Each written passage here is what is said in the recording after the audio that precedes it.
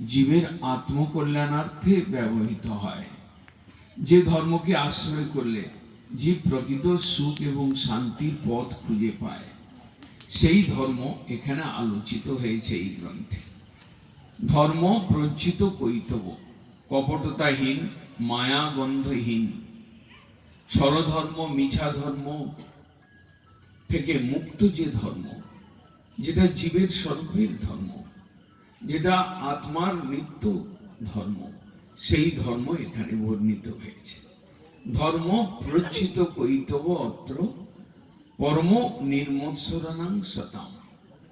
নির্মৎসর সাধুগণের প্রাণ, নির্মৎসর সাধুগণের দ্বারা কীর্তিত, নির্মৎসর সাধুগণের দ্বারা আলোচিত, তাদের দ্বারা যাচিত যে ধর্ম, সেটাই ভাগবত ধর্ম। ভগবত সম্বন্ধীয় যে ধর্ম, সেটাই ভাগবত ধর্ম।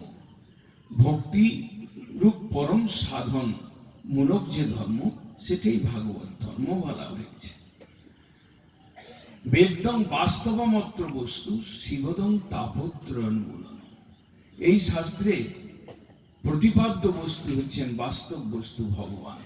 বেদং বাস্তবম অত্র বস্তু, শিবদং তাপত্রয়োন্মূলনম। এই গ্রন্থ মঙ্গলকর এবং ত্রিতাপ জ্বালার থেকে জীবকে মুক্ত করতে পারে।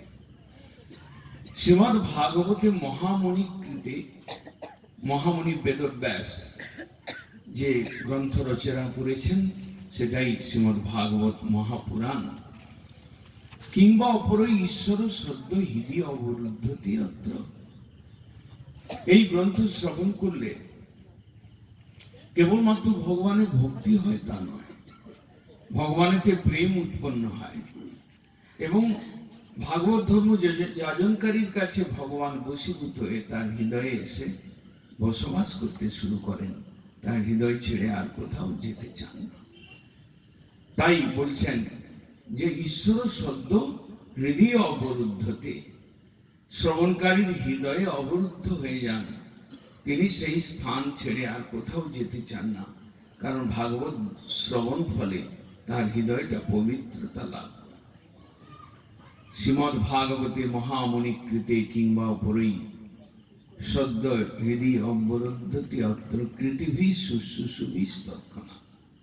যারা কৃতি, যারা চতুর, যারা শ্রবণ পিপাসাযুক্ত, তাদের হৃদয়ে ভগবান বশীভূত হন, ভগবান আবির্ভূত হন। এই যে গ্রন্থ, একটি গ্রন্থরাজ শ্রীমদ্ ভাগবত, যার শ্রবণ ফলেই ভগবান তার কাছে বশীভূত হয়ে তার হৃদয়ে অবস্থান করেন, সেই ভাগবত গ্রন্থ আপনারা আজকে 5 দিন যাবৎ শ্রবণ করবার সৌভাগ্য পাবেন।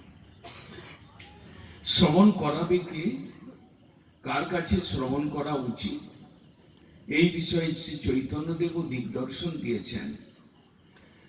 শাস্ত্রেতে বিভিন্ন স্থানে বলা রয়েছে, ভাগবত শুনতে হয় তো নিরাগ বক্তার কাছে শোনো। নিরাগ বক্তাকে, যার সাংসারিক কোনো বস্তুর প্রতি অনুরাগ নেই, স্ত্রী পুত্র পরিবার ধন দৌলত আহার বিহার খাদ্য বস্ত্রাদির প্রতি কোনো লোভ বা অভিলাষ নেই, কেবলমাত্র যিনি ভগবানেতে অনুরাগযুক্ত, যিনি সাংসারিক বস্তুর প্রতি অনুরাগহীন, তাকে নিরাগ বক্তা বলা হয়েছে।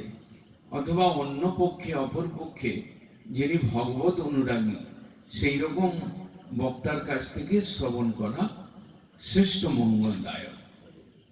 এবং তাছাড়া এও বলা রয়েছে, চৈতন্যদেব বলছেন, যাও ভাগবত পড়ো বৈষ্ণবের স্থানে। চৈতন্যদেবের পরম প্রিয় ভক্ত স্বরূপ দামোদর গোস্বামীর মাধ্যমে চৈতন্যদেব আমাদের জানিয়েছেন, যাও ভাগবত পড়ো বৈষ্ণবের স্থানে।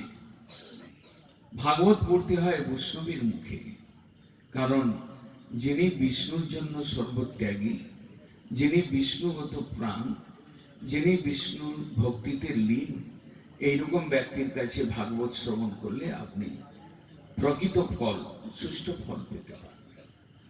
চৈতন্যদেব এও বলেছেন ভাগবত পদে পদে ভক্তি রসময়। ভাগবত গ্রন্থটি এমন একটি বস্তু, অন্যান্য গ্রন্থে যেমন একটা ফলের মধ্যে আঁটি থাকে, ছাল থাকে, তার ভেতরে কিছু অংশ থাকে আস্বাদনীয় শ্বাস মতো।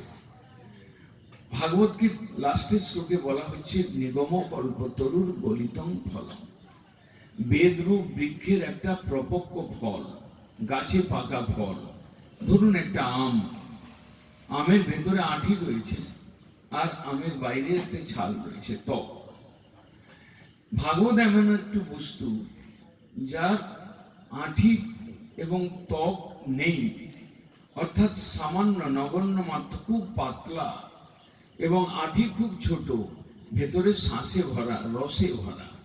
তাই ভাগবত শাস্ত্রে যারা শ্রবণ করবেন তাদের প্রতি আশীর্বাদ যুক্ত হয়ে কবি বলছেন নিগম কল্পতরুর গলিতং ফলম। বেদরূপ বৃক্ষ, কল্প বৃক্ষ, যে বৃক্ষের সেবা করলে আমি যা চাইব তাই পেতে পারব, কল্প বৃক্ষ। বেদরূপ বৃক্ষের একটা প্রপক্ক ফল স্বরূপ এই শ্রীমদ্ ভাগবত, সেটা ভাগবতেই শুরুতেই বলা হয়েছে নিগম কল্পতরুর গলিতং ফলম সুগ মুখাদ অমৃত দ্রব সংযুতম। সুখদেব এই ফলটাকে চেখেছেন বলে আরো মিষ্টতা লাভ করেছে। গলিতং ফলম সুগ মুখাদ অমৃত দ্রব সংযুতম পিবত ভাগবতম রসমালয়। হে শ্রেষ্ঠ জীব মানব, তোমরা এই ভাগবতের রস পান করো।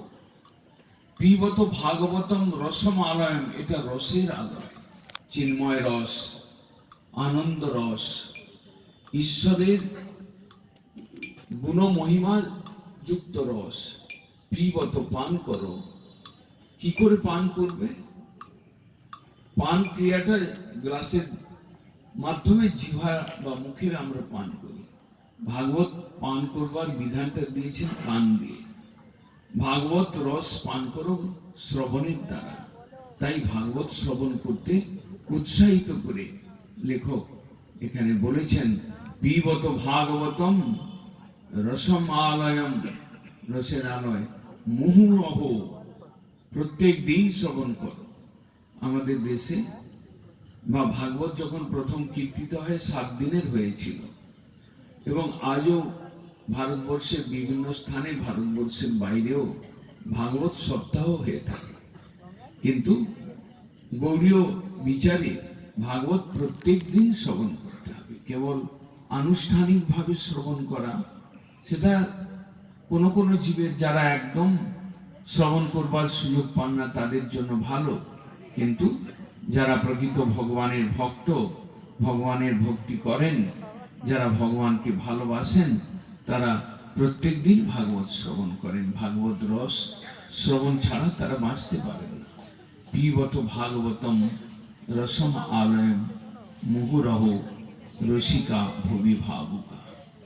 এই সংসারে যদি কেউ রসিক থাকেন, কৃষ্ণ রস রসিক, ভক্তি রস রসিক, প্রেম রস রসিক কেউ যদি থাকেন, তাহলে তারা কর্ণের দ্বারা এই গ্রন্থের রস নিরন্তর পান করুন।